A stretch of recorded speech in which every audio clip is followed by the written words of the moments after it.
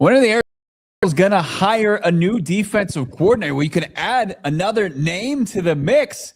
Will it ever get secured for Mike LaFleur and his first staff? Plus, some new news on Malik Willis and where he could end up. Could it be the desert, Johnny Venerable? Fran Duffy is going to join us. Of course, our AllCity draft expert. Caleb Downs, is he worth the top 3 pick? And who's the likely choice for the Cardinals 2 months out? PHNX Cardinals starts now.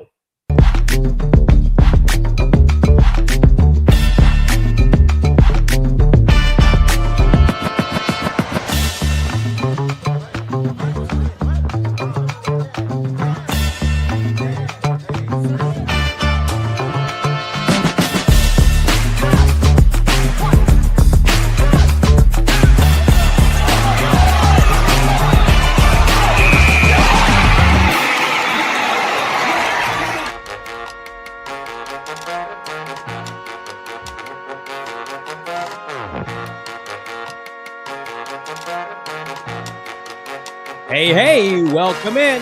Live from Studio K, presented by our friends at Circle K. It's the PHNX Cardinals podcast, your premier, #1 in the world, Arizona Cardinal podcast. Like and subscribe. Leave us a 5-star wherever you get your podcasts. I'm Johnny Venerable. He's Brack in Studio K. Noah Man behind the Mac. And, of course, Fran Duffy around the corner.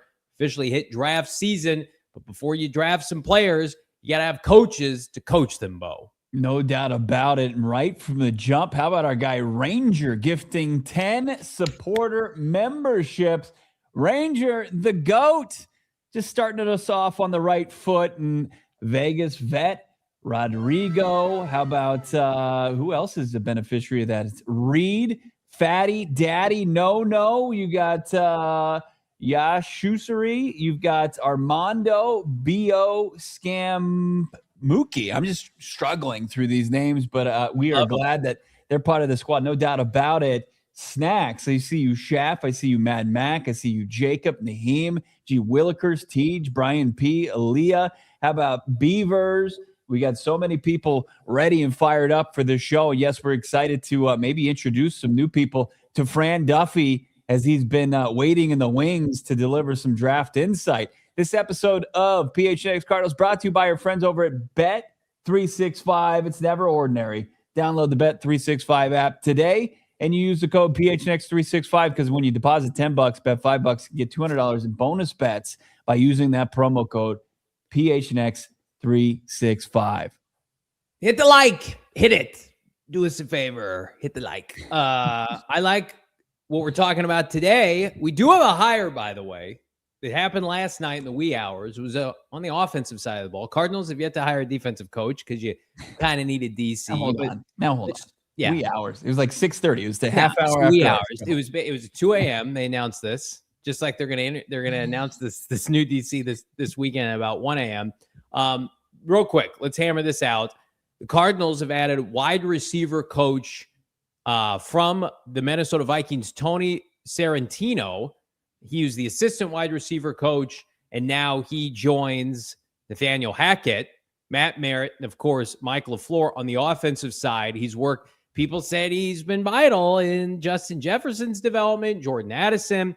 They're one of the first team in NFL history to have 3 wide receivers have 6+ touchdowns on one team, which is like, how has nobody else done that before? But kudos to him. I like this hire for a couple different reasons. Guy's been in the NFL. He's coached the position everywhere he's gone. This is the only position he specializes in, and this is a promotion for him. So, Tony, good luck to you. Happy to have you. Welcome aboard. Yeah, I hear when Jettis is going to be enshrined in the Canton for the Pro Football Hall of Fame, he's going to give all the credit to Tony Sarantino. But look, there's a solid resume as the assistant wide receivers coach for the Minnesota Vikings for the last 4 seasons, and a big-time proof of performance just from that organization overall. Drafting guys, getting them in the building and developing them, and seeing guys be productive at that position. Multiple players in that passing attack, and then you can also throw TJ Hawkinson in there when they get solid quarterback play. Really kind of nice little set of playmakers and are able to get them involved. So there you go. Sorrentino, welcome to the desert. And you can't really there's not much you can like poke holes into it at this point, but at the same time, you can't sit here and just deep dive the Sorrentino hire. But as you were pointing out, the offensive staff getting a lot of traction, filling a lot of voids. But I got to imagine that defensive staff is it's quiet, it's idle, because they're missing the leader of that side of the football and the defensive coordinator. Breaking news this afternoon, earlier today, not a hire, or still in the Aubrey Pleasant watch here, DB coach for the Rams, but how about another DB coach? The Cardinals, according to a guy on Twitter now, I can't remember who his name is. Matt Zenitz. Zenitz. So I officially gave a follow today because it's like he's down left field. He's like Sting from the rafters in WCW. It's like you never know where he's coming out. Karl Scott, the DB coach / passing game coordinator, the same role that Aubrey Pleasant has with the Rams, interviewed for the Cardinals DC job. As you can see here from Mr. Zenitz's Twitter, points out for the last 2 years, he's helped Seattle rank as the #1 NFL scoring defense. Some history on him. He was with Pete Carroll previously. He was a holdover, and he's been a staple of that unit.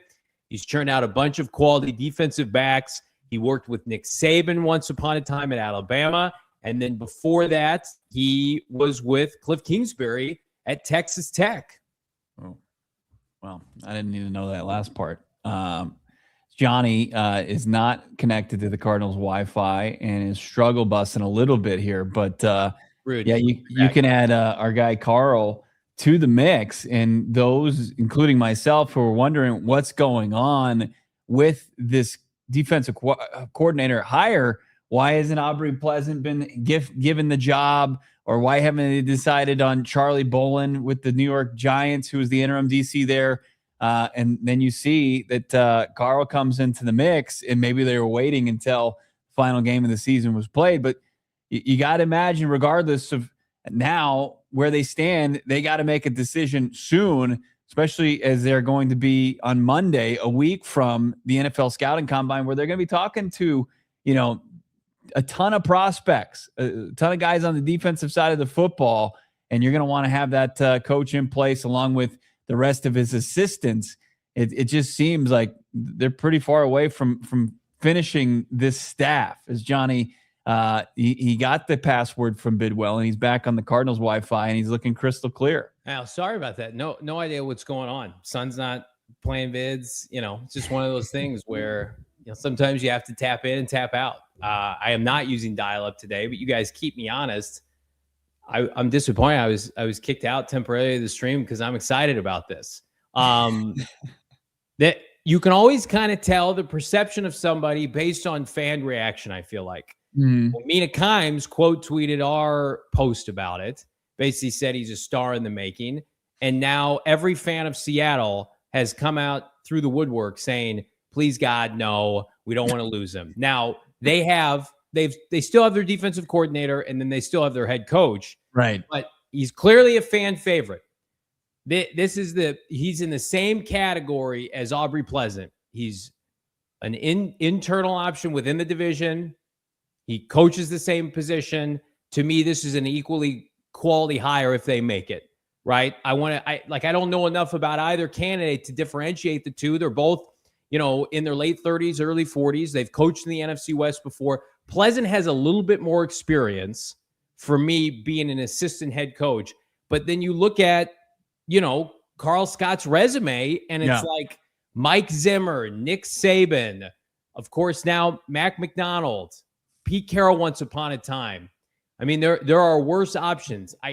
Anything within the NFC West landscape of somebody with a pedigree, right? Like Robert Saleh was really the only one with a pedigree for the 49ers, right? And he left, and he took Gus Bradley with him. I mean, look what the Cardinals have done. They tried to get Gus Bradley. He said no. He bailed. Now they're talking to two guys from the Seahawks and the Rams. Like, I don't hate it. Well, why wouldn't you want to tap into the Seahawks defense after what they did throughout the postseason, right? It's the same thing that you can kind of dress up when you talk about Tony Sorrentino coming from the talented wide receivers room in Minnesota. The same could be said potentially about Karl Scott coming from the defensive backs room and coaching him up and being the guy, right? The defensive backs and defensive passing game coordinator for Seattle that did an unbelievable job shutting down opposing passing attacks, right? Outside of Phillip Rivers, which is being made a joke of these days, that Phillip Rivers was able to push the Seahawks, their vaunted defense, to the limits, and that was just about it. Outside of Kyler Murray and crew getting walked off on Thursday Night Football, but there is proof of performance. There is young guys being drafted into that organization and developed under Karl Scott, from Tariq Woolen, who I know fell out of favor, but also bounced back, to Devin Witherspoon, to Kobe Bryant, to lots of really impressive players in that defensive secondary for the Seahawks. So, yeah, I would have no problem with this. And it's just like, okay, you get LaFleur from the offensive side of the Rams, and you get Scott from the defensive side of Seattle, and you're taking from these division rivals, and you're adding at this point some nice coaching prospects to your new staff. And it leans into, not that he can't coach front seven players, but apologies if you mentioned this already during my temporary absence, like the investments on this defense, Max Melton, Taylor Demerson, Will Johnson, and hopefully Garrett Williams returns at some point. Those were all significant investments, top 110 investments. Some of those guys, top 50 picks for Monti Ossenfort, that looked unplayable at the end of last year. And it's not because of ability. Max Melton fell out of favor with that last staff. Will Johnson was aloof in those last couple of games. Like, they need new energy. They need a new presence in that room. I mean, you wouldn't hate that, right? Like, you would love the idea of what he's been able to do with Seattle's secondary, where they had talent. Well, he took it to the next level, which kudos to him. Like, you think of Seattle's defense and you don't really think of edge pressure. What do you think of? The back seven. You think of the corners. You think of the physicality from the safeties. I put it on Twitter today. Cody Bryant's a free agent. It's going to hit the open market potentially. Yeah. That's somebody that you look to bring in. I mean, like, if you were to hire this guy, I think this is refreshing, as is Aubrey Pleasant. These are good options to have. Immediately weaken, a division rival. And then you start looking at, like, the Cardinals get this assistant wide receiver coach, like, who's an assistant defensive line coach, who's an assistant linebacker coach, who can come with him and run this defense. Like, I look at the Cardinals personnel, and I think they could run the Mike McDonald defense. Mm-hmm. I definitely think they could. I mean, like, you look at, they have space eaters up front, right? Disruptors and Walter Nolan could play the Leonard Williams role. They don't ask their edge rushers to do a ton. Mm-hmm. And then you got to have uber athletic players on the back end. And I think, like, Budda Baker, we talked to somebody at the Super Bowls. This will be it for him. If he's on the team, it'll be a one and done. But everybody else in that back seven, Cody Simon, all those DBs we just named, primed for a second, third year jump for a lot of those guys. So to me, the energy that he would provide, the enthusiasm, sign me up. This would be a great choice. It would be a good hiring. And if it lands back on a guy like Aubrey Pleasant, is this news maybe utilized to create some leverage maybe from the team? That remains to be seen. But now, as we kind of break it down, as you add Long to the mix, you've got probably, this is more realistic, your top three, your finalists for the Cardinals defensive coordinator position, of course, until something is reported tomorrow or later today. But we've got the three guys, and I think we've taken Wink Martin, Don Wink and Martindale out of the mix. See you, Wink. We've put Karl Scott, because it just feels like they're looking for some young blood as far as their DC position goes. And it's Aubrey Pleasant, the assistant head coach for Sean McVay over there, passing game coordinator, work with the DBs. Scott, who we've been talking about, filling in on here, defensive backs coach and passing game coordinator for the Seahawks. And then Charlie Bolin, linebacker coach, was the interim DC for the Giants, spent some time in the desert under Cliff Kingsbury's Cardinals staff as the pass rush coach. So some interesting guys, especially when you look at the numbers for Bolin, kind of dresses up his candidacy for the Giants down the stretch there. Yeah, are we having another, like, situation with Michael LaFleur and Clint Kubiak where they interview a Rams guy We all think he's going to hire him. Then they take their time to go interview a Seahawks coach. And now it's like coming back full circle. Is that what this is? Is Charlie Bolin the Raheem Morris in that sense? Like that's what it feels like to me. They operate like the sloth in Zootopia. That's who they are. That's the Cardinals organization. Let's get on a plane and let's fly somebody in, and we've got time. Listen, I think we'll get a hire tomorrow. I'll go on the record. I think don't drop another hire on the weekend, guys. Come on. You've done like he's interviewed for the job, and that report came out earlier today. Probably had that interview yesterday? Probably. Right. Like make a decision. It's between Pleasant and Scott now, wouldn't you say? Like I just feel like if they were going to hire Bolin, like they would have probably done that already, don't you? And like he's no one else is hiring him. Like the Browns, clearly you're going to hire that one, old timer we talked about the other day. And the Raiders are the playing. Guy you were just disrespectfully ageist to. Yeah, he's fine. And then the Raiders are playing a completely different sandbox. They're talking to like the defensive line coach from the Raiders. Now, could they have interest in Karl Scott? Absolutely. Which maybe that's why the Cardinals wanted to talk to him.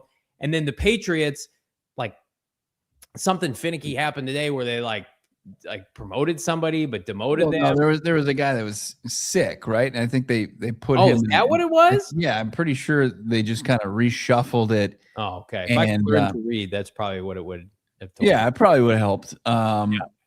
The way I understood it, and I can just clarify it, per rap sheet, the Patriots are moving DC Terrell Williams to a high-ranking role on the staff.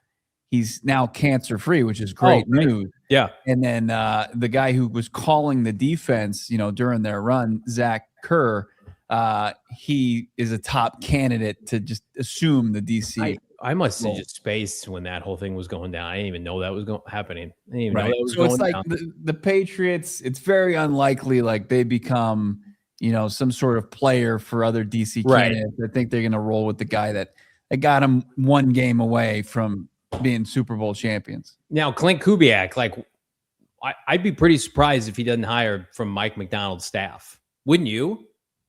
Well, he's taken away from the offensive side. Like he is just absolutely just tearing apart the offensive side of the football for like gut it. Let's go.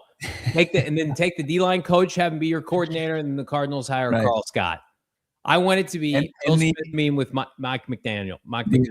The entire division, man, it has just been torn apart, except for, obviously you hit the whole reset button, and that was for the better.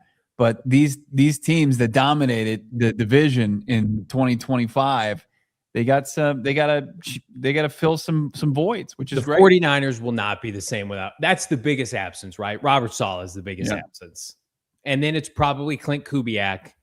Unfortunately, like the Rams to me have enough quality coaches remaining on their staff, even if Pleasant were to leave. Like Shula not getting the Pittsburgh job that's really tough. I would have loved to see him leave. And then you got Shieldhouse not getting a job either. So we'll see. I mean, how do you think this pegs? What do you had to guess right now who gets this gig?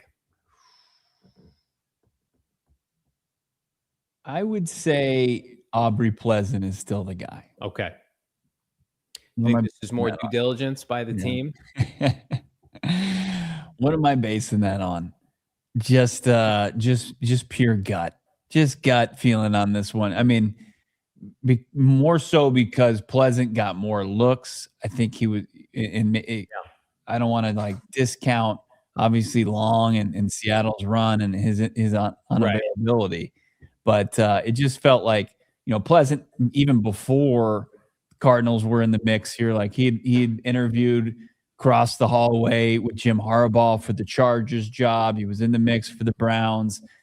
I think we'll see. Yeah, we'll see if they go back and it was another Rams, assistant coach that had to play the waiting game with the Arizona Cardinals organization. Well, it's like the Rams hired a new DB coach.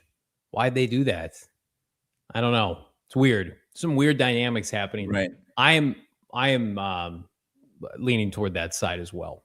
I I just think when you coached on a staff with the guy with the last several years and he's highly thought of, are you going to hire that guy? Or are you going to hire somebody within the division who's very competent and good? But I checked today, like they don't have any ties to each other.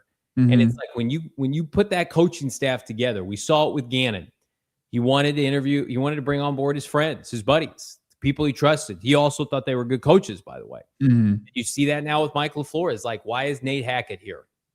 It's his close relationship with the LaFleurs. He can trust him. Like, if he feels like he can trust Aubrey Pleasant to come in here and get this defense back to respectability, like that's the play. And again, like, maybe they said, we're going to go with Aubrey, but we gotta see Karl Scott. Everybody raves about him. The Seahawks have been on this weird timeline because they won the Super Bowl.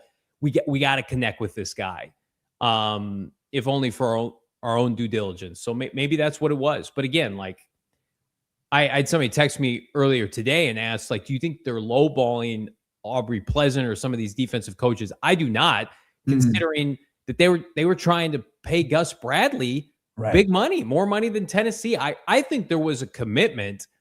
When you get Mike LaFleur to commit to you, there had to be a commitment to building out this staff. And I think Michael Bidwill looked at what happened to Jonathan Gannon and his staff not being good enough at the end of the day. It's like the assistants are almost as important as the head coach. So I don't think it's money related.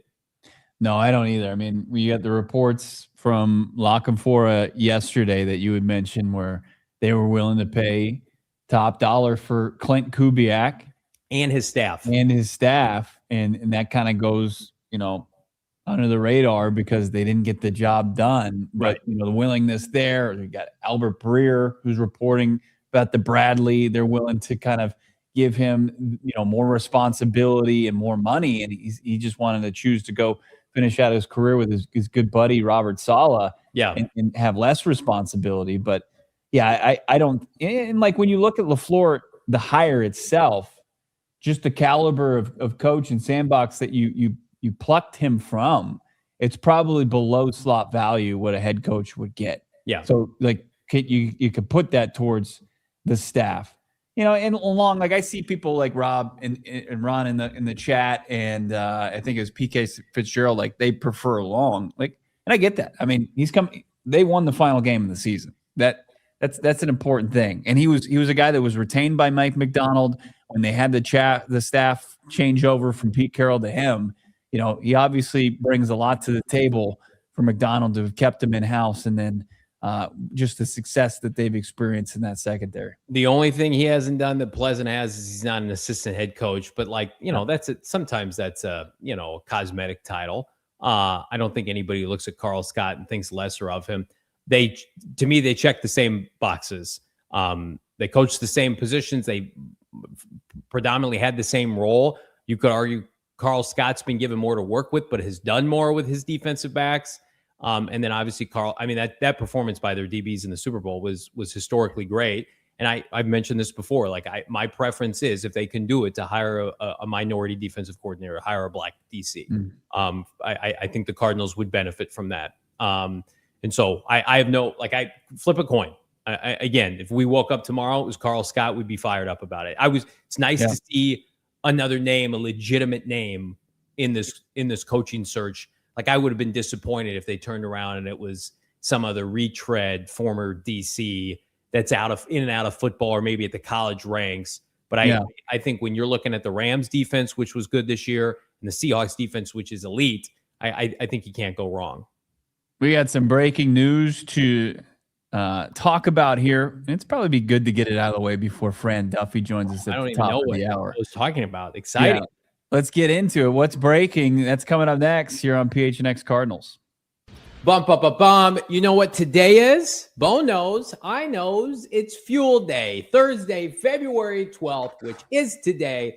Circle K is hooking you up. Save 40 cents per gallon. Big 4-0 for all fully enrolled Inner Circle members. It's like Christmas Day for us sickos at the pump. Again, 25 cents per gallon on your first 5 fill-ups as a new member of the Inner Circle. And how about today? 40 cents per gallon. So everybody, once our show is over, go fill up as a member of the Inner Circle with our friends at Circle K, and then pop inside, grab yourself a 79-cent Polar Pop, 99-cent Froster, and then dabble on the inside of one of their many meal deal matrix. Might be able to snag, even though it's later in the evening, a breakfast Sammy hash brown and a coffee for just $4, or the coup de grace, the chef's kiss, 2 slices of pizza at just $6 with any 20-ounce Coca-Cola or Pepsi product. How about it? Join the Inner Circle for free by downloading the Circle K app today. Terms and conditions apply at participating locations. Visit CircleK.com, Bo, for more details. All you got to do is sign up, download the app, put in your phone number.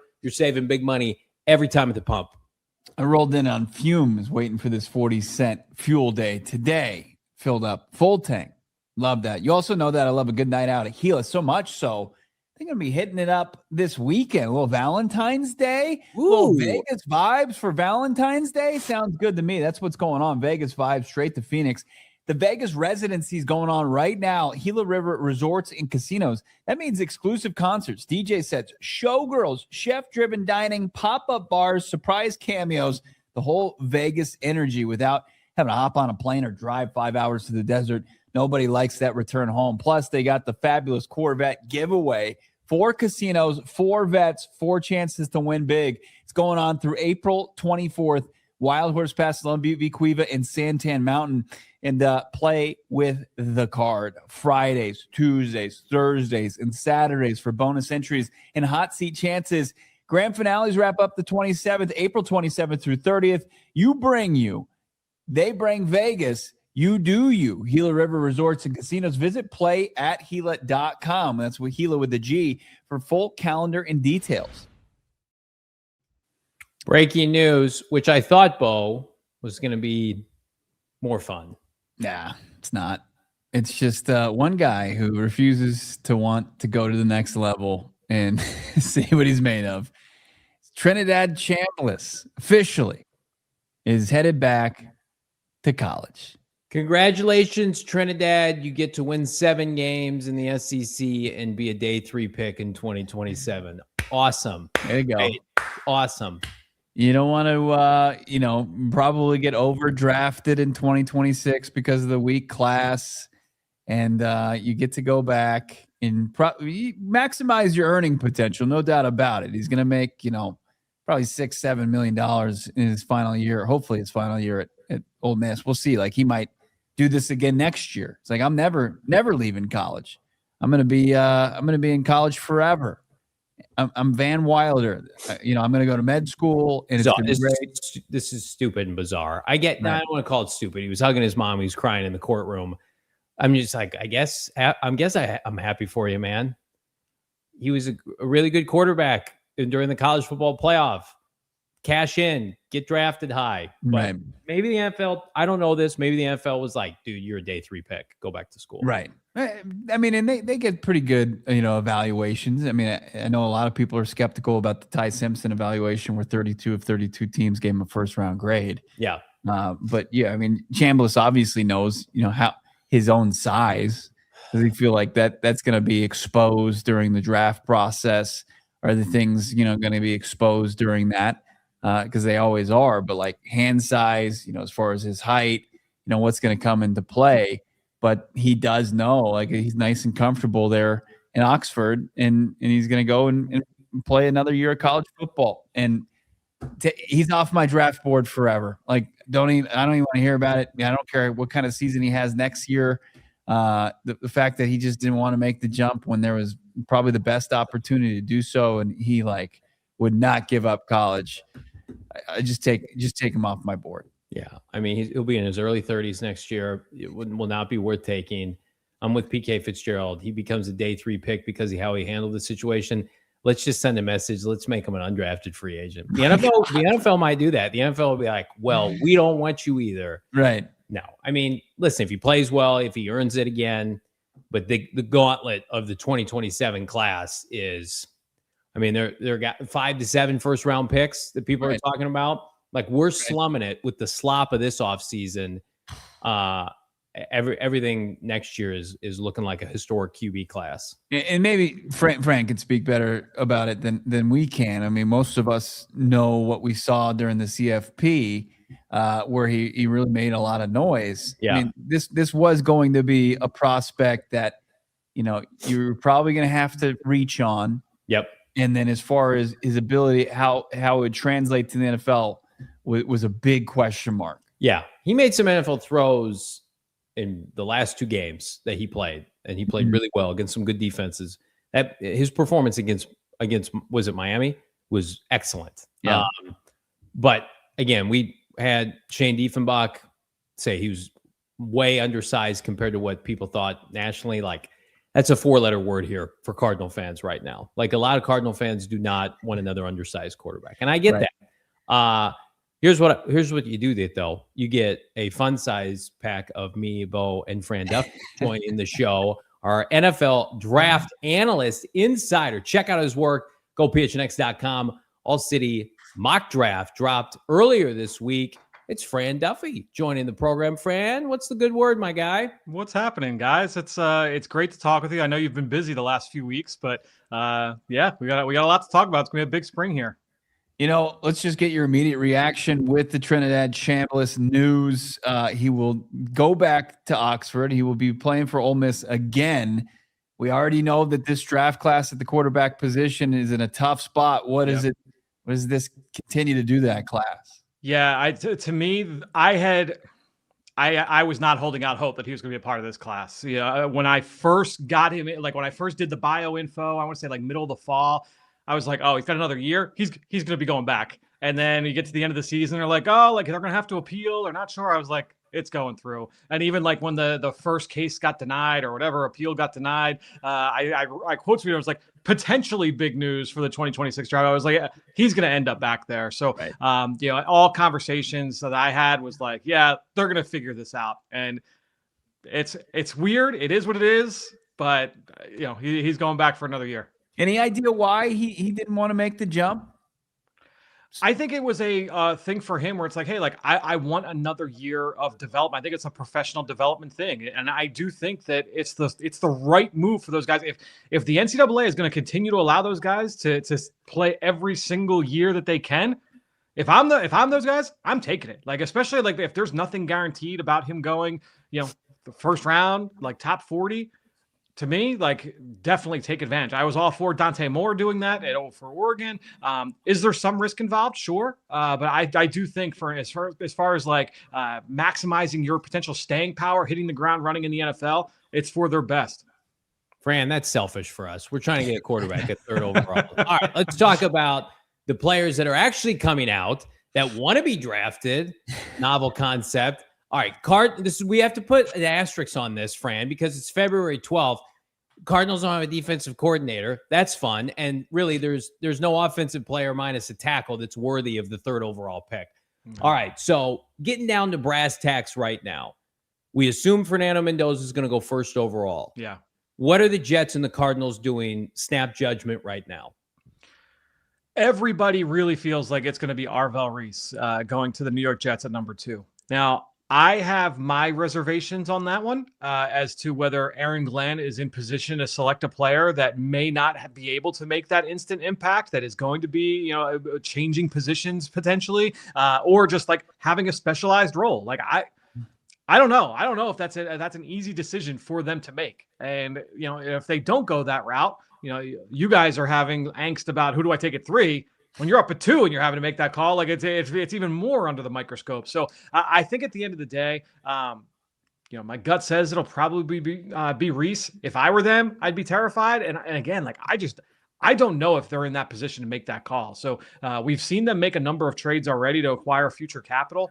I don't know which teams are going to be in position to try and make that move up, and you know who's going to try and jump Arizona. Like, why would Arizona move from 3 to 2? Like, it's going to be interesting to see what ends up happening there at 2, 3, 4.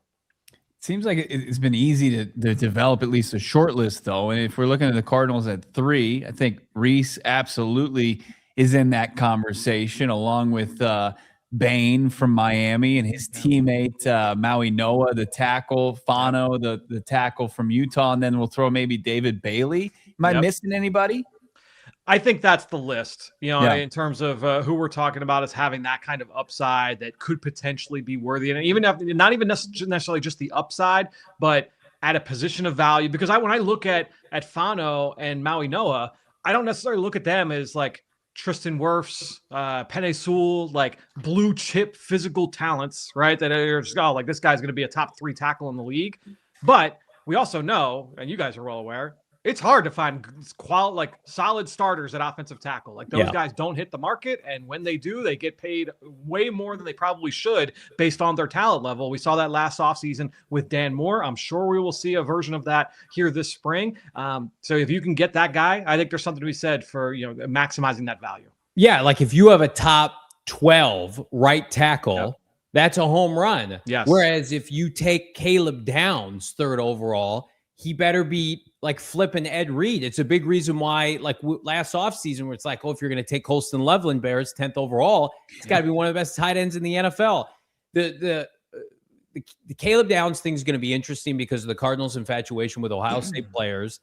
The Cardinals could use a safety. They could sign one in free agency. And he, at the end of the day, a lot of people think he's the best overall player in this draft. What's your take on it, knowing that this fan base has been burned by the Isaiah Simmons of the world? Yeah, I mean, to me, when I look at, and I remember in my first mock right after the season, I mocked Arvell Reese to Arizona, knowing full well that there are some scars there that may never heal because of Isaiah Simmons and Zaven Collins and a number of these guys where it's like, oh, you take them high. What position is he? Hassan Reddick. We can't figure it out. He goes somewhere else. He has success. I think that is definitely within the range of outcomes for Arvell Reese. I think with Caleb Downs, it's actually funny. I was talking with somebody today. I don't want to, put the cart before the horse, and I'll let him run with this take. Someone in the media who said that he reminds me of Budda Baker. And I'm like, yeah, I could definitely see that. And we can get into like, all right, like if he is Budda Baker and if he's not Ed Reed, like, and that's Johnny, to your point, like, the margin for error when you take a player at a non-primary position is so razor thin. Yeah. If you take him in the top 5, you take him in the top 3, he has to hit. And not just like, oh yeah, like he's a top 7 safety, a top 10 safety. Right. He's got to be the elite. He's got you take Sonny Styles in the top 5, he's got to be Fred Warner. And dude, like that's a high bar to climb. So I'm with you. And we talk about positional value all the time. I think that's a really important aspect of this draft. As we transition from drafting players for Gannon and Rollis and Petzing, when you start to look at LaFleur, who's on staff, and it's going to be his offense, which has, pieces of what he and McVay were able to do in Los Angeles. I think probably you could fairly say what Matt does in Green Bay, and maybe even some things from Shanahan. What players, especially offensively, do you think fit best when you're just kind of skimming the draft board? I think like ideologically, a lot of the things carry over from Petzing into this mindset.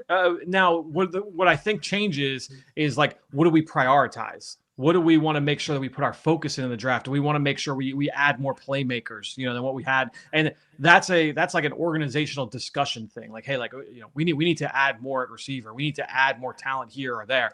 So I do think that requires, that kind of nuance from the inside. But I think, from like the bones, like, hey, like they're gonna play in more base personnel sets, like which we've seen in Arizona. Like they're gonna play 12 and 13 personnel. You're gonna get those guys out in the field. You want run pass balance. You want to get the play action game going. Like all of those things, I think, are still going to be a big topic of conversation with a Mike LaFleur offense. I am fascinated to see, like, all right, like defensively, one of the reasons why I mocked Arvell Reese there back in early January. I was like, okay, like in this Nick Rallis, Jonathan Gannon scheme. Yeah, this is a scheme I could get on board with Arvell Reese. That could be really fun. Not knowing who the defensive coordinator is on, at 7 p.m. Eastern time on February 12th, I can't quite say like, oh yeah, like give me Arvell Reese here. But I think that when you're looking at defensive fit, like, yeah, I'd love to be able to see another impact playmaker, certainly on that side of the ball. Is it a lock the Jets go edge rusher? They've got Olu Fashanu and Membo. Both, I believe, first-round picks. I think both went in. Both were top 15. Top 12 guys. So it's the foregone conclusion. They're taking an edge rusher. Just which edge rusher do they go with? Do you like the standpoint for the Cardinals of like, okay, you could have theoretically the second best edge rusher in this class or the best tackle in this class? Like which era would you lean into if you were Arizona? Yeah, I think when you have conversations like that, it's going to then you're going to have these conversations in like early April. So it'll be Monti Ossenfort, it'll be the coaching staff, and say, okay, we can have, whether it's let's say it's David Bailey and Maxi Honachor from Arizona State, or we're going to go Spencer Fano and maybe if it's like TJ Parker from Clemson at the top of round 2. However you want to, what would we rather have? What do we feel better about coming out of this? And so, and obviously a lot of people I think are going to be saying, oh, like trade. Teams aren't dummies. They know, like, all right, like the everyone wants capital for next year. Next year's class is going to be, and everyone, it's not just quarterback, it's a lot of positions. We were talking to like blue chip pass rushers, corners, receivers. Like next year's class has the potential to be a really special group. And so everybody's going to be wanting capital for next year and not wanting to spend that to move up in a class that's lacking on the top end. So it's going to be fascinating to see where they end up. I would say based off my rankings, I'm probably leaning the pass rushers. But I'm not feeling great about that either. Just because with those pass rushers, I think there's a lot of risk involved. Yeah, they've got a guy, and you're familiar with Sweaty J, had 12 sacks last year. Gannon's gone now, though. They took Jordan Burch. They've got some developmental guys. The biggest hole in the team last year was right tackle, and we had heard people close to the team say like it derailed part of their season. And there is a possibility, Fran, that they're propping up a Kirk Cousins with sticks and glue this year. and that's where it becomes that much more prevalent to get a right tackle. So knowing that, talk to me about the differences between both those two tackles and why potentially you have Spencer Fano above our guy from Miami. Yeah, I mean, honestly, Johnny, I've got like identical grades on those two guys. I'm really excited to see both of them up close, and it's the value that I get from events like the Senior Bowl, Shrine Bowl, and then certainly the Combine is being able to see these guys up close. The NFL scouts, when they go to campus and they see these guys in practice, they see these guys pregame, they're down on the field.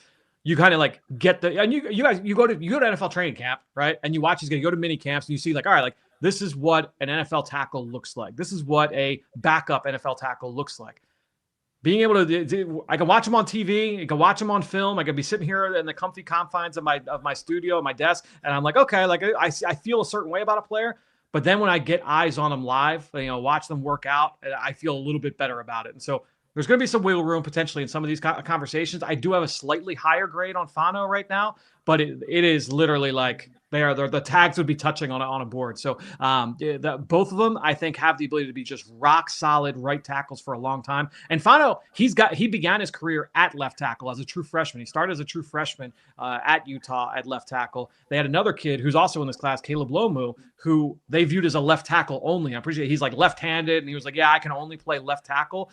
So Fano was like, yeah, I can switch. So they moved him over to right tackle so they could make room for Lomu. So I don't think that he's like a right tackle only by any means. Now that's not an issue for Arizona because you feel good at left tackle already. But I think with all three with both of those guys up at the top, feel good about either of them moving forward. Same thing for Bain and Bailey. Like how do you kind of differentiate between who's going to be the better prospect? Obviously the production seems like it's Miami, the run through the CFP, where Bailey's more of the toolsy guy. There isn't going to be measurement questions going into Indy. Yeah, it's a great question.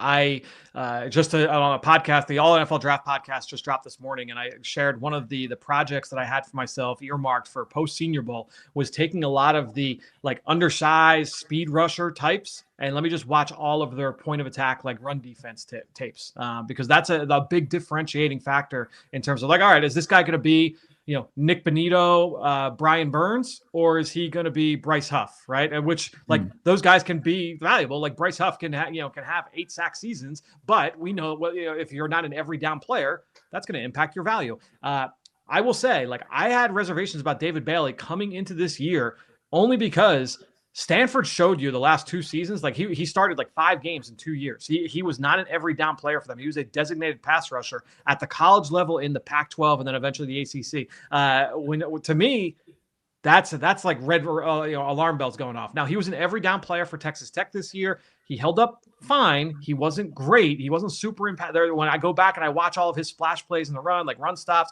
tackles close to the line of scrimmage, it's not like, oh, stack, shed, get off the block like that. He's not that guy. And if he's not that guy in college, it's rare to see a guy take on that kind of moniker in the NFL. So that gives me pause. Bain, not a concern with that at all. Like that guy is a junkyard dog throwback. Play close to the line of scrimmage, or close to the tackle. Play him in a phone booth. He can kick inside. He's awesome. I love Ruben Bain. And my big question with him coming into the year, he had a calf injury in 2024, gutted it out, didn't play the first few games, and then was just clearly not 100%. So I worried about the athletic upside.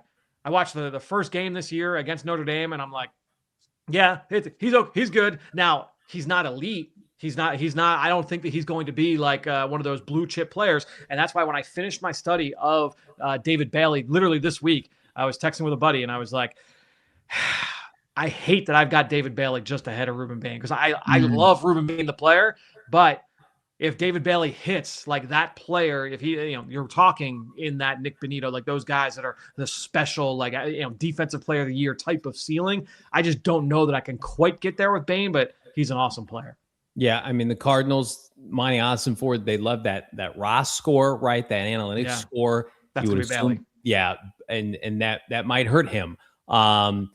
Let's circle back to Reese, and we'll get you out of here, Fran. I just feel like the Cardinals, he's going to test well if he tests, right? And he went to the school that they've drafted, 2 out of the last 3 years with first-round picks. How many Ohio State players they take last year? They took Denzel Burke. They took Cody Simon. Yep. Outside of Micah Parsons, though, when has an off-ball guy?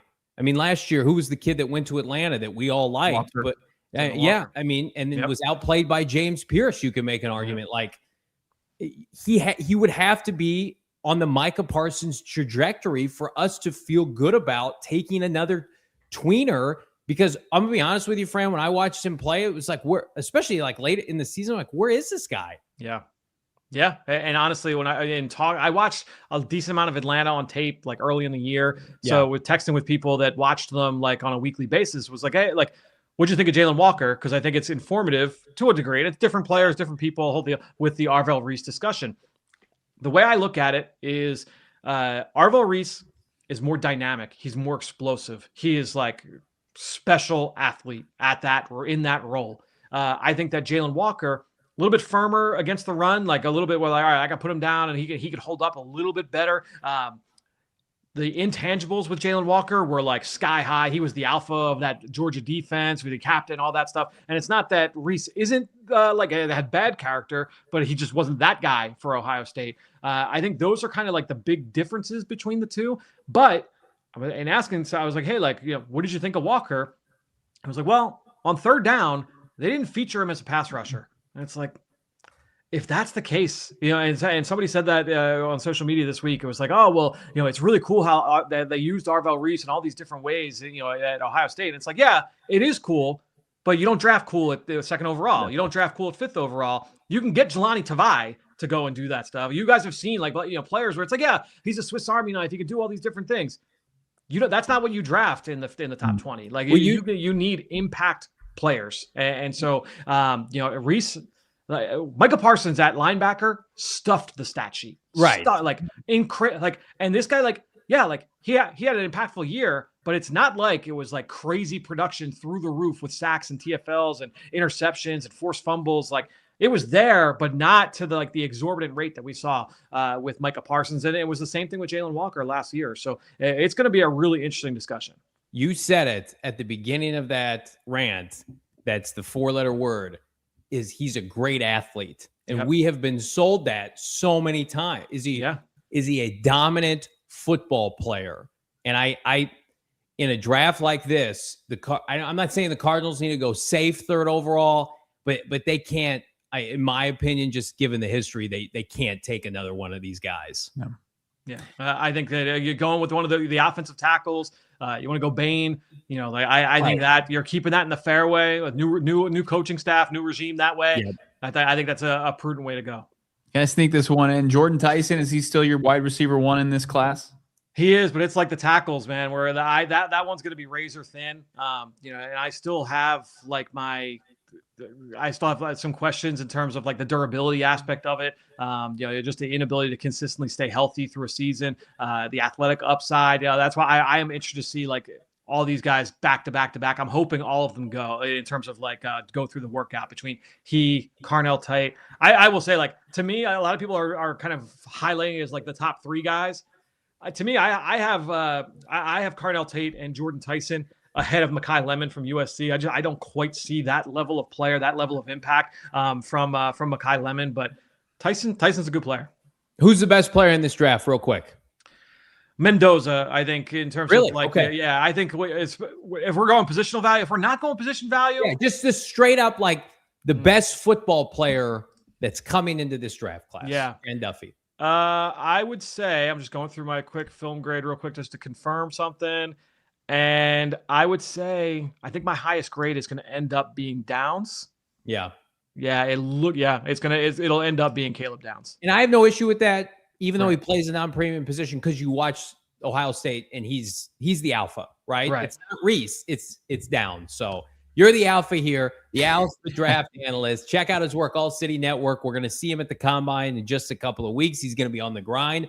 We're going to be frauding it up and having a great time in Indianapolis. You got your reservation at a certain steakhouse, Fran? Yeah, got all that set up. I usually try and get that done early in the week because I know like it's long nights once the workouts start on Thursday. When are you going? Tuesday. We'll see you there, right? Didn't we do Tuesday, Johnny? We did Monday night. Oh man, nice. When you guys get in Monday? Yeah, we get in Monday. Beautiful. Oh man, cannot wait. We are ramping up our draft talk. When's that? So that podcast, you can find it on YouTube? Yep, that's it's not on YouTube. We don't do video on this yet, so it's audio only. But wherever you get your podcasts, it'll be on your podcast app. All NFL Draft Podcast. Can't wait. Is you and Hogue? No, it's a solo venture.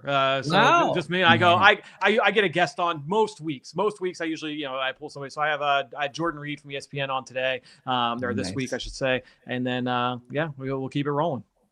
That's awesome. Can't wait. I'm going to lock into that tonight on my drive home. Of course, Fran Duffy, follow along F Duffy NFL on Twitter and get all your draft insight. Of course, go PHNX.com. Wherever AllCity. Thanks, Fran. Appreciate it, guys. Talk soon. We are going to come back here in just a minute, talking Cardinals DC search. Plus, are we going to look at our gross quarterback board? No, we're going to talk Malik Willis. All right, let's do it. We're going to talk a little Malik today. Let's hit that like button for our friends at Bet365. Although football is over, it doesn't mean the gambling season is done because, frankly, it's a 12-month season here with our friends at Bet365. There's always something to dabble on, always something to take advantage of, like the NHL. How about the ICE early payout offer? If you're a winner, you are a winner. If your team goes up by a 3-goal lead, you get the instant payout on straight bets and parlays, no questions asked. And, of course, with the bonus code PHNX365. And then how about this? NBA tip-off Tuesdays are white hot. I love the futures and the prop bets we get in the NFL. I always keep my NFL tab ready to go with Bet365. You should too. Breaking news from our gambling partner friends. New customers with Bet365, they get $200 in bonus bets. All you got to do is sign up with a new account. Use the bonus code PHNX365. Deposit just $10. Place a $5 bet. Win or lose, you're going to get those $200 in bonus bets deposited in your account. People are always asking me, Johnny, what can I use those on? Spreads, totals, player props, futures, whatever the moment. It's never ordinary at Bet365. You got to be 21 years or older, physically located in the great state of Arizona. If you or someone you know has a gambling problem, wants help, call 1-800-NEXT-STEP. Text NEXT STEP to 53342 or visit problemgambling.az.gov for more information. Check out the futures tab ahead of the NFL draft. We're going to be locked and loaded with some advanced odds ahead of pick 3, Bo.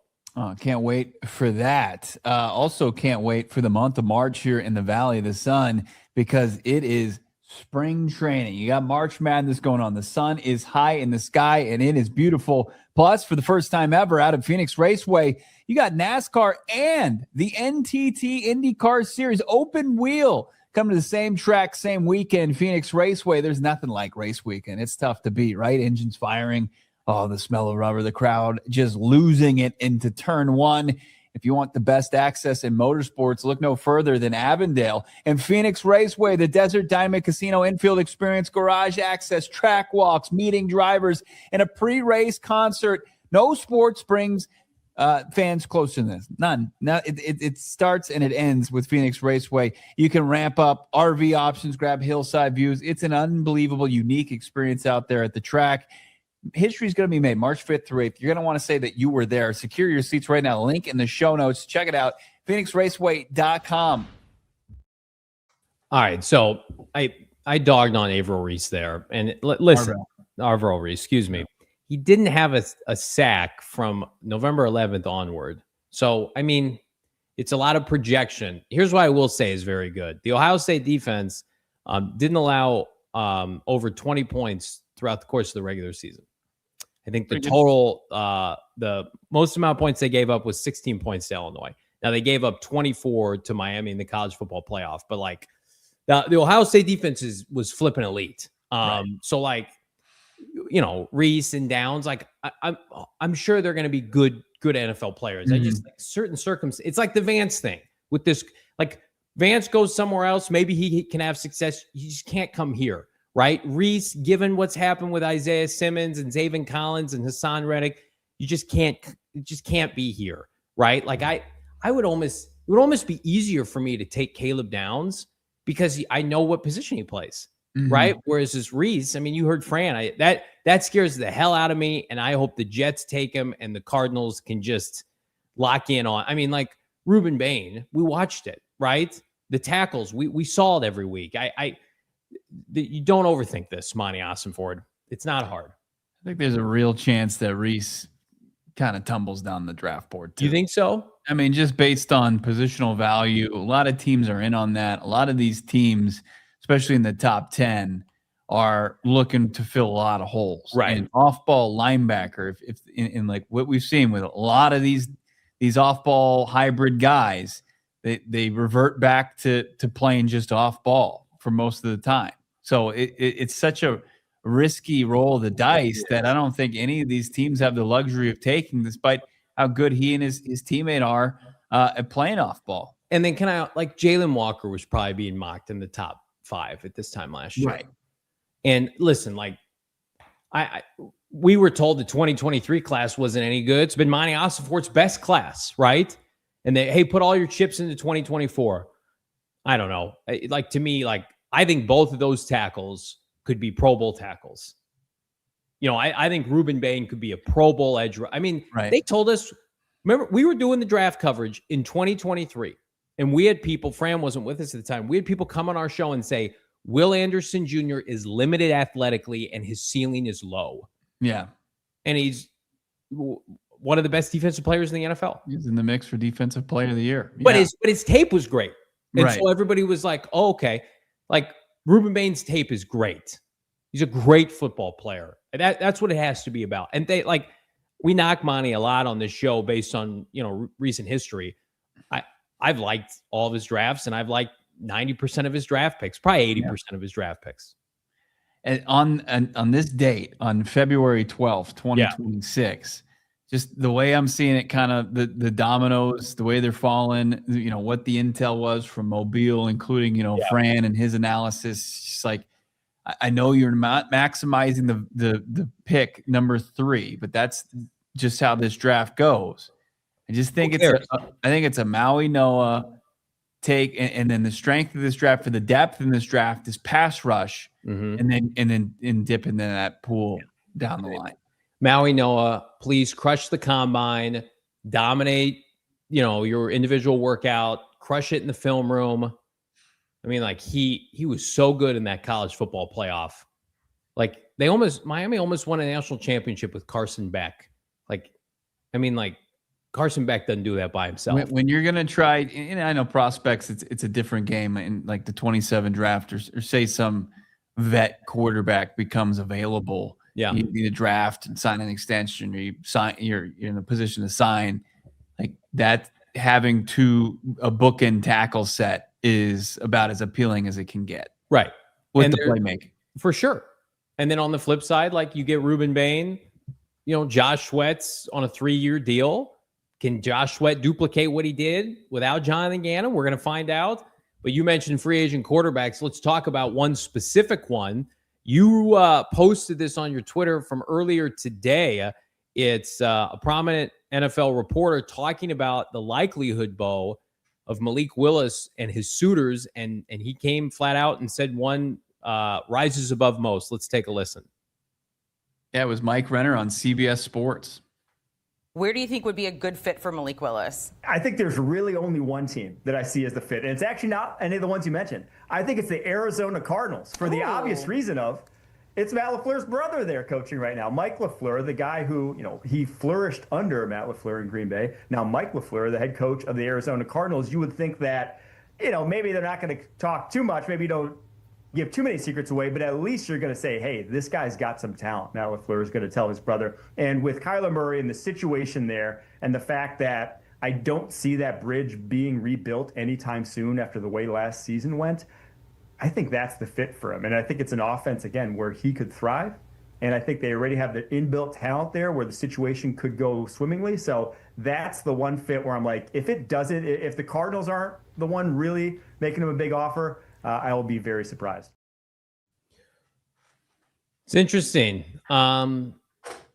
You go back to 2 years ago when Jordan Love, remember we all thought he popped his Achilles and he had to miss time, and Malik Willis came in and won some games for Matt LaFleur. I mean, that probably went a long way for the LaFleur family. So your initial reaction to that? It makes too much sense, right? I mean, it's applying logic to the free agent market without just kind of looking and cherry picking some bigger markets like the Jets or a fan base that's rabid in Cleveland. Like you sent me a clip today of one of the more dialed in Cleveland insiders, reporters, who was just basically like saying, guys, stop talking about Malik Willis. This isn't happening. There's no chance. And they're going to just couple Monken with Shador, and we'll see what they do. Monken's talking about Deshaun Watson. It's just like, okay, the Jets going to be in on a Malik Willis. Is Miami going to be on Malik Willis? Like both of those offensive staffs inspire zero hope to anybody. Like those are two tough sells to around the NFL circles as far as what Miami in New York, the Jets, what they've built there from an offensive staff standpoint. So like, LaFleur, like he's the selling point. He's got the connection, VIP access to Matt. Plus, you've got the potential of Paris is in place. The playmakers are in place. What this third overall pick, like you actually have some sort of, recruiting tools at your disposal that make too much damn sense. You also have more money available faster than Miami does. Oh yeah. Like this is going to come down to Miami versus the Cardinals for Malik Willis. If everybody's projecting it because the assistant GM is now the GM in Miami, and then Jeff Hafley, who's been around Malik Willis, is now the head coach there. I mean, the Jets aren't a viable option for Malik Willis. Like the Jets are going to be in on Kyler Murray and Jacoby Brissett and whatever quarterback they can swindle to get their fan base excited. Malik Willis, to me, like signing up to go to the Jets, I don't think that would be appealing to him. I could be wrong. Maybe the Jets are like, Malik, here's $100 million. But I think I honestly like Jacoby Brissett to the Jets with each passing day makes so much sense given Frank Wright. Frank Wright's more of a traditional offensive mind. And then, I saw a report before the show happened that, people in Kyler's camp, this is reported by a pretty prominent radio host in Minnesota. We've known this because Kyler grew up a Vikings fan. Kyler wants to play for the Vikings. So, we'll see if that's reciprocated by the team or not. It is going to be Malik Willis basically deciding between Arizona and Miami. Yeah. And Miami has Atlanta comes into play at all? No, they're talking about like there's a potential for Atlanta to say, Kirk Cousins, we're going to release you, but then re-sign you at a smaller rate. There's a possibility for that. But I just think like the presence of somebody like Michael Penix, like Arizona is going to move off of Kyler Murray. You will have a clean slate here. Right. with an offense that you're familiar with playmakers here. Yeah. Miami's going to try to do the same thing. Now, how quickly can Miami get rid of Tua, get in the plus for money-wise with cutting Tyreek Hill and doing all this cap gymnastics? That's going to be key. But, like, Miami has no state tax, and Miami has a better facility. No doubt about it. Those are two things that give you a plus. But this is what it's going to come down to. Familiarity with the offense, which you have, and money. I believe Malik Willis is going to go to the place that offers him the most. He should. This is his only time to cash in. But it's like the hires down there in Miami, like Bobby Slowick and who's the most recent hire that they added to that staff? It was it was another like F- type hiring. People are saying like that, and that was our concern about Jeff Hafley, right? And that's also the one thing about Miami too is you got the failed OC from Philadelphia. Yeah, yes. Kevin Patulio. But Miami also, like, they hit the reset button organizationally, like new GM, new coaching staff. The expectations aren't there. Like if Malik Willis, like, he can come in and he's going to be given an opportunity to take hold of this quarterback position because Monti Ossenfort needs that. Right. Like he's out of options as far as what he's going to be able to do. And the pressure is going to be on for him to field a competitive football team because he still has the stigma of being a 15-36 general manager. Jonathan Gannon doesn't have to wear that any longer. He gets to be a DC elsewhere and rework his image. Now, like, Monti Ossenfort's now grasping for life as Cardinals general manager. And, like, it's not great to have Malik Willis as your top option, but to be in potential driver's seat with what it's going to take to land him, I mean, that's got to feel good. Now you just got to do it. Yeah. And again, like Chris Sims went on Dan Patrick today and said he's a superstar in the making. Like, how can anyone really say that? I have no idea. I mean, he has 6 touchdown passes. He's going to be 26, 27 years old. But, like, we at this time in 2022, we're talking draft, he was a first-round pick. People thought he could have been the first overall pick. He played at Liberty. He was a late developer, great character guy.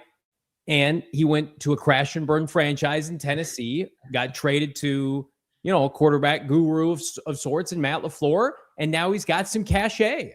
But the relationship between Matt and Mike and Malik has to be the Cardinals' differentiator. It does. If the money's all relative, that has to be it. I don't want to sit here and be like, oh my God, they didn't get Malik Willis. This is a disaster. But it does feel like with each passing week, there's more, I don't know, there's more credence to this. This has a lot of credibility. And why wouldn't it? Because, as you mentioned, this team has to show something next year. They got to get to 7, 8, 9 wins somehow next year. You're not doing that with Ty Simpson. You're not doing that with Will Levis. I don't know. Monti Ossenfort, the margin for error, especially if you have to cut Kyler Murray and to turn around and be like, hey, Jimmy G's coming in here. It's like that Malik Willis at least gets people excited because of the unknown. And I mean, he looked good at times in Green Bay.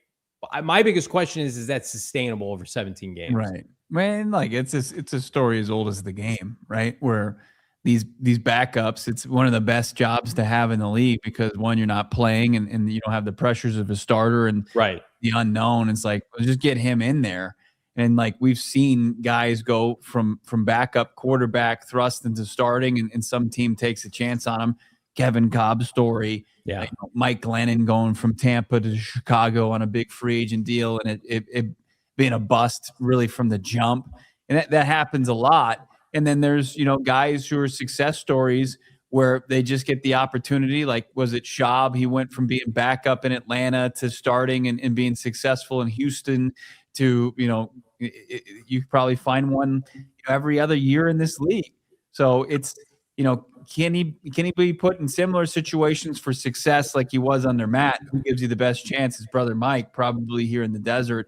Plus they can make everything else even everything else out from money to opportunity. Yep. Is it weird that like I could see Malik Willis having success here? No disrespect to Malik. If Malik Willis goes to Miami, I don't see any reality in which that works. Like I don't think Malik Willis going to just Jalen Waddle and who? Anche, the running back's good. And yeah. I mean, like, I don't know. Maybe I'm super ignorant. Bobby Slowick can do it. Not on this show, but like, I think for Malik Willis, like the best chance he has to remain somewhat viable in this league is with an offensive head coach. Like if you told me Malik Willis was going to Kansas City and was going to start next year, like people would buy that. Yeah. But yeah, this is interesting. Johnny Crouching Dragon, great username by the way, saying, Jacoby greater than Malik Willis. And we talked about this yesterday. What's your thoughts on Brissett versus Willis? Because I had said yesterday, it's like you got two guys right now that are high-end backups, but Willis, based on his age and kind of not what we don't know so far, the unknown about him, does he have the potential? Right now you got a pair of B options, but can one break through to become a starting caliber quarterback? Like Willis at least has that unknown, in my opinion. He's also younger, and Jacob says it in the chat. Jacoby Brissett won one game last year. He did. He played with a flawed team in a loaded division, but like what happened at the end of the Atlanta game to go win the game through an interception?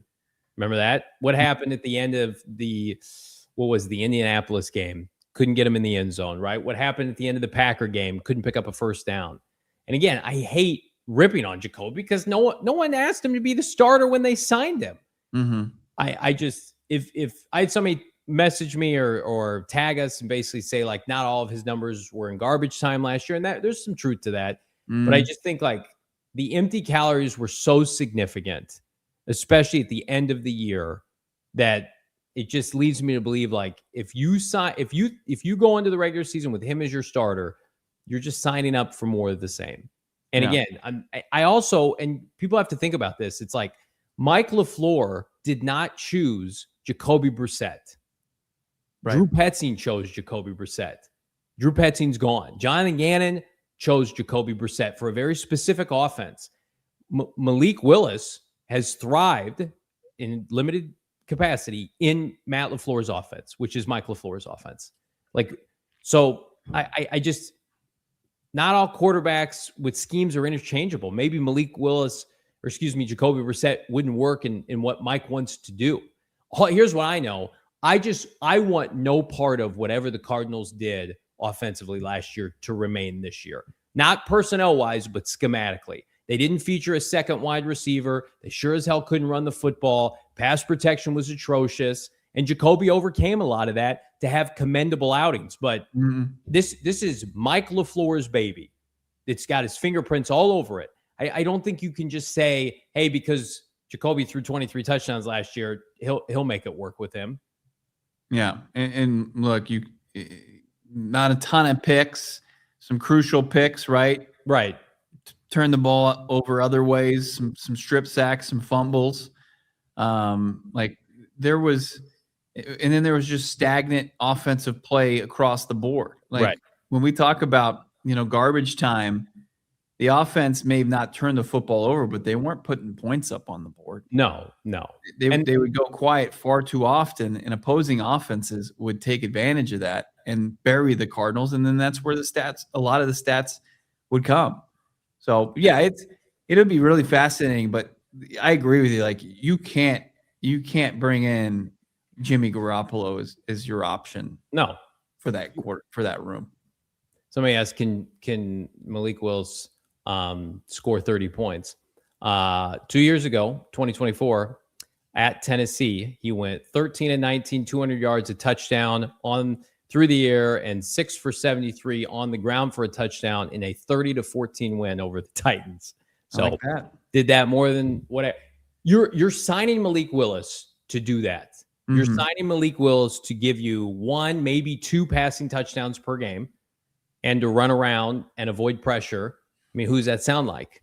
But again, they've made their decision on Kyler Murray. And it sounds like Malik Willis is very much in play ahead of free agency, Bo. If he isn't in play, like if it comes down to it, like does that tell us that Monty, because he was part of the front office that drafted him, just doesn't believe in him? Probably. Yeah. But again, he's come a long way, I think, since I don't think Monti Ossenfort respectfully can tell Mike LaFleur who he can have a quarterback. Right. I think every other position you want to have a conversation. If Mike LaFleur is like, I committed to this, and if you're trying to save your ass, and I'm going to keep you upright, head above water, like I need Malik Willis, like what's Monti Ossenfort going to say? Right. No, you know what? Jacoby Brissett was really good for us last year, helping you win what, one game? If Jacoby Brissett had won one or two more games, I wouldn't be here. Jonathan Gannon would still be here. Right. So right. Mike LaFleur is picking the quarterback, respectfully, not Monti Ossenfort, or they're doing it in tandem. You guys crushed it all afternoon in the super chats. Well, just in the chats in general. Let's get to those super chats. How about our guy, Jacob? He's been a member for 1 month, been a supporter here. Thank you, Jacob.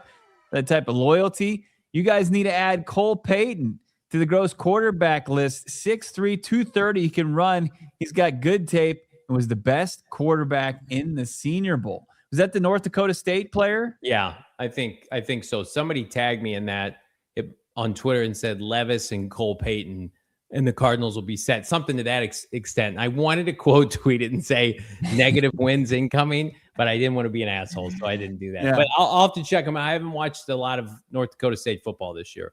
All right. Cole Payton. I'll take your word for it, Jacob. Just haven't seen a lot of success, outside of, first, second year Carson Wentz from North Dakota State QBs. How about our guy, Luis? Will we ever win a Super Bowl in our lifetime? Yeah, they'll win one. For sure. For sure. I didn't think I'd have to answer that question today. I mean, they got to get a new facility. Yeah. They got to hit on a quarterback. And they're breaking ground on a week from tomorrow. Are you going to be there? Are you going to go out for that? Oh, yeah. Come on. I'm going to put my hard hat on. You're going to watch Michael Bidwill. Bo, get over here. Pick up a shovel. Yeah. Yes, they will win a Super Bowl for sure. Will they have a staff in place by the time they break ground? What's the latest on the DC search? Ranger, $5. With what Mike said at his presser, I think we will want a vet QB over Willis. Well, I think doesn't Willis count as a vet? But you mean like a graybeard vet, like a Kirk Cousins. I'm with Ranger. I think if it's not Willis, it'll be Kirk Cousins. That's my prediction. I got a few texts from the NFL Rums account. They put out there the Kirk Cousins thing. I'm just like, guys, like I'm not ruling it out, but this is not a legit account. This is not where you should get your information. Well, NFL Rums. That's right. But yeah, Ranger could be the case. It's just who are you gonna turn to? How about our guy Spence and AZ? This show is funnier because they're so bad. W, John, and Bo. I hope he means the Cardinals are so bad, not us, but we appreciate that. I mean, like the team they've been so bad since Bo and I have done this show together. Maybe we need to stop doing the show. Maybe that's the secret. We're the Panthers podcast. We just hanging up. We just can't do it. It's bad for our mental health, our family. Yeah. We just can't do this every Sunday. I'm having We'd never do that to you guys. The 90s Poppy 199. Trinidad staying increases K1's trade value, right? I think everybody looks at this draft class as trash. Yeah. And so unless you're getting Mendoza, I think K1's trade value is what it is. I don't know if anything's changing it. No, the options in free agency, that's it for teams. This draft class. Like, I'm not saying don't draft Drew Aller. Somebody told me today he would make, Matt Leinart look like, whatever in Old Town, Scottsdale, right. Drew Aller. Put him to shame. I think you still take a quarterback as a lottery ticket, but teams are going to go into the draft with their starting quarterbacks in place. Yeah, I think that's, a raw quarterback with a party boy attitude. That is severely underdeveloped going into the NFL. It's a good recipe for disaster. Yeah, for sure. How about our guy, David Hughes, who's become a YouTube supporter, member of PHNX Sports. Thank you, David. Excited to have you officially a part of the community. Let's keep it going here. How about is it Tucktown AZ? Taking someone to play on the offensive line with a number 3 overall scares the hell out of me. I'm not against it, just bad memories. I mean, Monty's done a great job with the one tackle he's taken, Paris Johnson Jr. So if it was a Keim pick, no doubt. Although DJ Humphries eventually worked out. I think the Cardinals are uniquely positioned to give a tackle immediate success because they're not going to be shoehorned in to play left tackle right away. Like to have a left tackle already is such a big coup for them. I think you take one of the 2 tackles, you plug them in, you get Paris extended, and you don't worry about that for the next 5 to 7 years. Rangers back. Chris Sims said Zach Wilson was the best quarterback coming out of the draft. Rough. So take it with a grain of salt. Listen, Bo and I are not like Malik Willis shills. Yeah. I think we would sign up for the experience, and we want what Mike wants. But like Malik, at least you sold the rehabilitation of his image now, and what can he do? What can he be? I mean, like if the Cardinals didn't have Kyler Murray, I'd be coming on this show saying, let's see Kyler Murray in Arizona. But we've already done that. So I mean, I saw today on his clip from his podcast, Derek Carr saying, would he be interested in return? Yeah. Yes. What's the criteria? Health. His brother gave him a clean bill of health on the same pod, but he would want to go to a contending team. So I don't know if you're going to be contending team that doesn't have a quarterback there. Right. Yeah, I don't think anybody's going to be vying for your services otherwise, but he's leaving the door open for a return. But it's just like Derek Carr, Kirk Cousins, Jimmy Garoppolo, like those are the options. Like Malik Willis at least gives you a little bit of juice, some excitement, of the unknown. Like what has he developed over the last couple of years? Can he tap into that draft potential that people saw? Was it just too big of a learning curve early on playing at Little Liberty, coming out of college, and now maybe is he ready given the right situation? Keep it. Yeah. Go ahead, Bo. I got nothing. I was just going to read Jay Watt. I'm not going to lie, bro. If Jacoby starts week 1. Give me a percentage that happens, Bo. Based on like they named him their starter, not like injury or something. Probably like 15%, 20%. That's what I was going to say, about 20%. I mean, like if they lose out on Malik Willis and they wanted Malik Willis, then they'll go after a Jimmy G. But like Jimmy G and Jacoby, bro, oh my God.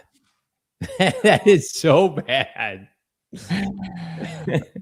Dana Ball, no, a Red Feather Workshop. JG hired February 14th. My God. Wallace, the 18th. TikTok. We will have a defensive coordinator tomorrow for tomorrow's show. Yeah. What will you do on Saturday to remember the JG hire? I have too much family stuff this weekend. Cardinals, please don't flip and drop another coach hire announcement on the weekend. Some of us have lives to return to. That coaching search sucked the life out of me. You don't have I haven't seen my family in years.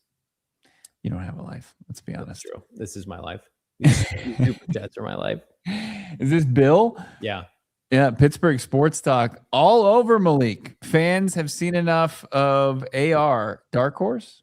No, they're losers. I mean, like, they don't want Aaron Rodgers, but guess what? You got Mr. Mike McCarthy, and you didn't want him either. Mike McCarthy and Aaron Rodgers are going to be back next year. That's what they got. They got a worse version of Mike Tomlin and an older Aaron Rodgers.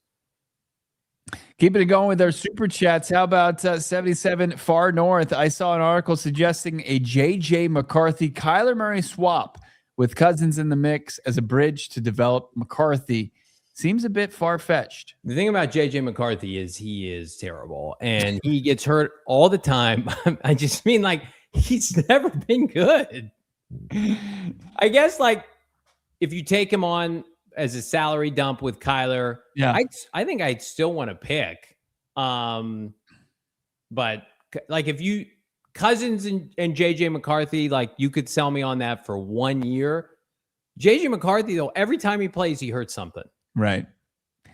And he's not great. Yeah. Doesn't make the throws you need. They missed on JJ McCarthy. Yeah. Libertarian Sasquatch. This Malik convo to me is the I guess bro meme. That's right. You just have to. By the way, we've been proven right on this show. We said Mac Jones is getting traded. Now everybody knows he's getting traded. Everybody knows he's getting traded. They're trying. What's going to be really depressing? Albert Breer said this morning on his podcast. Mac Jones is going to get more than Kyler Murray in a trade package. It's just like, dear God, because of the contract, because he's making no money. Yeah. But Malik Willis, to me, let Mac Jones go to Miami. Well, yeah, that'd be good. Let him go to Pittsburgh. Yeah. I mean, Minnesota, I don't know. Like, I hate that the Niners are going to get like a premium day 2 pick for him, too. That's going to infuriate me. We've got Iron Will. Javonte Williams, Dallas running back, signing if James Conner is gone. I think he's staying in Dallas. I don't think that's gonna. Remember when Cody Simon stripped him of the football and said he was ass? That was great. That was like the last time I smiled watching them play. I don't know if Javonte Williams would look at the Cardinals as an option. There's one free agent running back that they need to sign. We all know who it is. And his last name is Hall. Brees, baby. How about this from Daniel Barnett? Scheme is so important with quarterbacks. Malik is the guy. See, Daniel gets it. It's not plug and play. Old man Jacoby, he can play with Drew Petzings. That like they couldn't wait to put Jacoby in for Kyler because Kyler and Drew were butting heads, and it was check down city. Drew wanted Jacoby Brissett, and Jacoby Brissett is a great backup. He's great. He's probably the best backup in the NFL. But if Malik Willis can come in here and be a guy for a year to help get you back on track, then you have to, even if you have to overpay him, like who cares? You're gonna Kyler Murray's money's gonna be off. You have to front load a Malik Willis deal.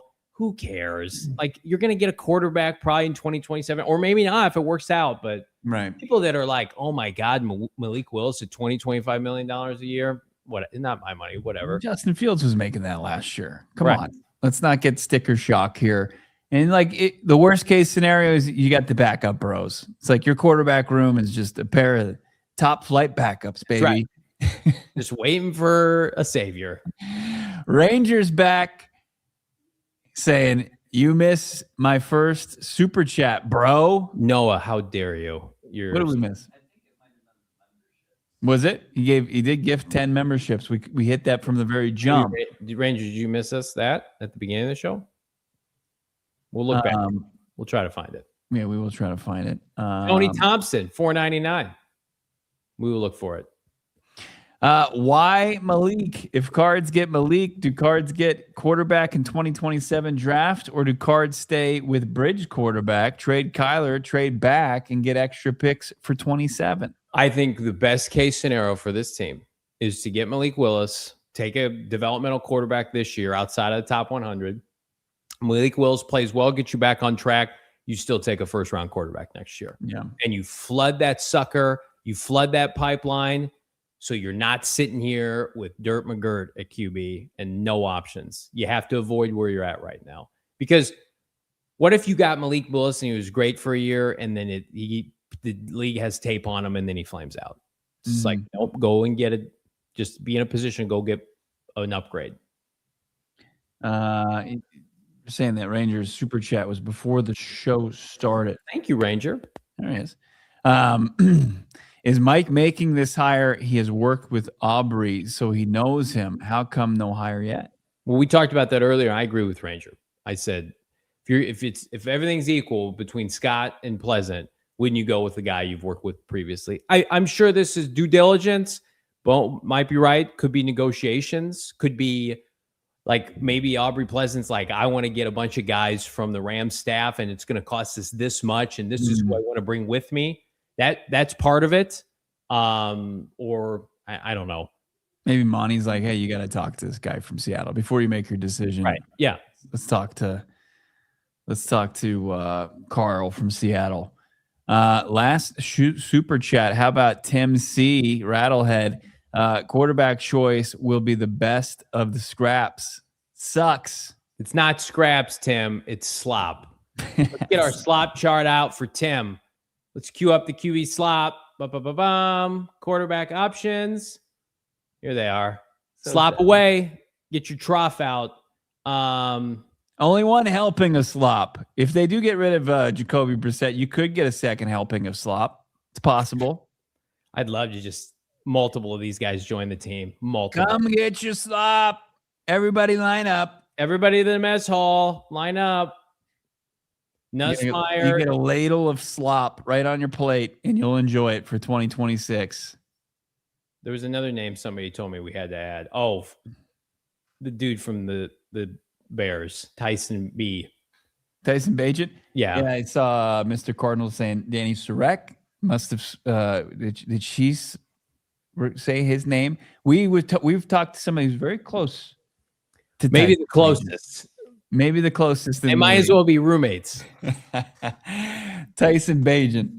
I don't know if the Bears, they just signed him to an extension. They probably wouldn't part ways with him until, unless it's going to be for a high draft pick. You probably have to give us second or a third round pick for Tyson Bagent. Somebody tagged me in and said Tanner McKee. I would be pro Tanner McKee, but I don't want to do a deal with Howie Roseman. And I sure as hell don't want to trade a pick for another backup Philly QB. I'd be much more interested in trading for Jalen Hurts than Tanner McKee. You think there's a possibility that we get a blockbuster quarterback trade like a Jalen Hurts or a CJ Stroud? Do you think there's any possibility that comes down? Because I could see the Cardinals being interested in both those guys. Is there any possibility that happens? Like a Lamar Jackson? I'm talking about Jalen Hurts had a bad year. Maybe they're trying to sell a year early. Yeah. People are saying 0 in the chat. Schefter was on, I think, McAfee. I saw the clip where it said, it's such a lackluster free agency crop and draft. Yeah. That it could be setting up for a wild trade season. So who knows? I mean, what if we're just sitting here in a month and the Cardinals trade for Jalen Hurts? That would be unbelievable. That's what we need. It is really unbelievable. It's almost one of the more unbelievable Did you things. trade the 3rd overall pick for Jalen Hurts? Probably. Yeah.